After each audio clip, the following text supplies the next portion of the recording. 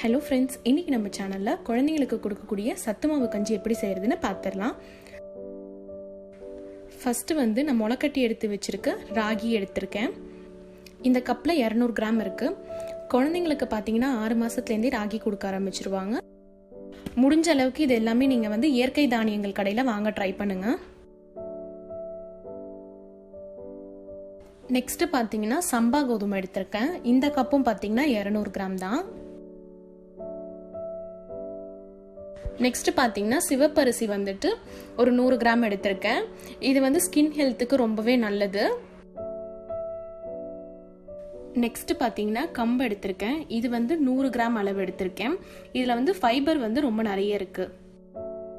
Next பார்த்தீங்கன்னா barley எடுத்திருக்கேன். இதுவும் 100 கிராம் தான். நெக்ஸ்ட் பார்த்தீங்கன்னா பச்சை பயிர் எடுத்திருக்கேன். இது 100 கிராம் அளவு. இது குழந்தைங்களுக்கு வெயிட் கெயின் பண்ணுறதுக்கு ரொம்பவே உதவும். நெக்ஸ்ட் பார்த்தீங்கன்னா மக்காசோளம் எடுத்திருக்கேன். இதுவும் 100 கிராம் அளவு தான். இது பார்த்தீங்கன்னா குழந்தைங்களுக்கு நல்ல எனர்ஜி கொடுக்கும்.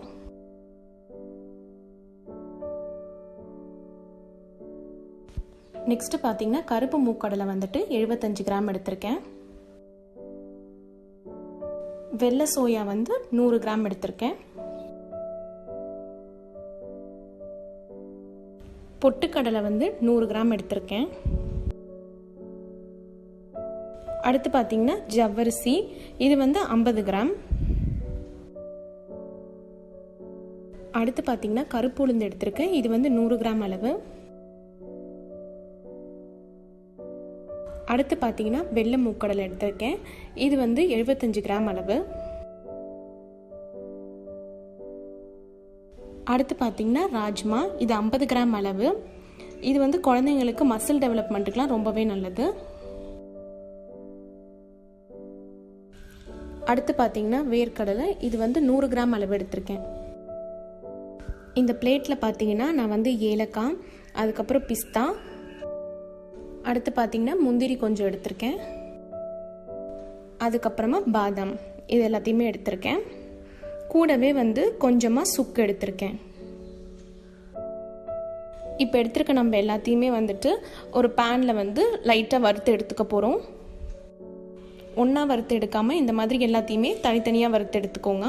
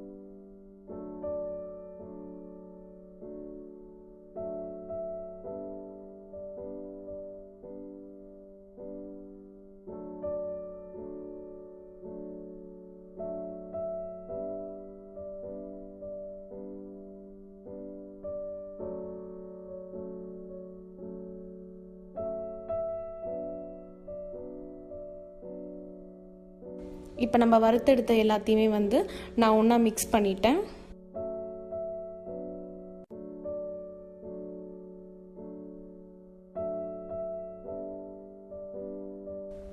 அவ்வளோதான், நம்ம சத்து மாவு ரெடி ஆயிடுச்சு.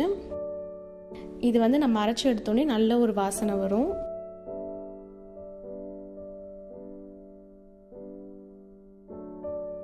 இப்போ நம்ம ரெடி பண்ணி வச்சுருக்க மாவில் வந்து எப்படி சத்து மாவு கஞ்சி போடுறதுன்னு பார்த்துடலாம். ஒரு சின்ன பேனில் வந்து 2 ஸ்பூன் சத்து மாவு நான் ஆட் பண்ணிக்கிறேன்.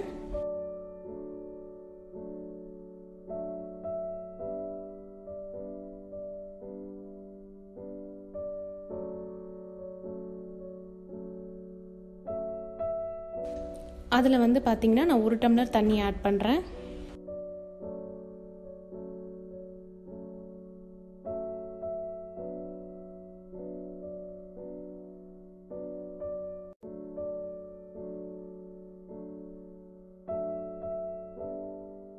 கொஞ்சமாக வந்து இதில் உப்பு சேர்த்துக்கோங்க.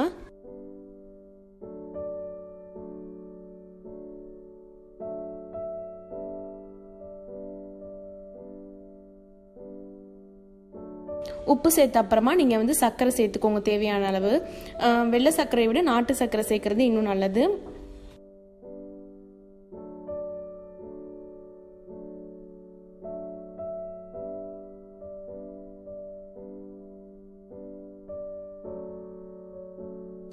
இதில் வந்து நான் இப்போ கொஞ்சம் பால் ஆட் பண்ணிக்கிறேன். பால் ஆட் பண்ணாமையும் தண்ணியில் மட்டுமே சத்து மாவு கஞ்சி செஞ்சுக்கலாம். வேணும்னா பால் ஆட் பண்ணிக்கோங்க.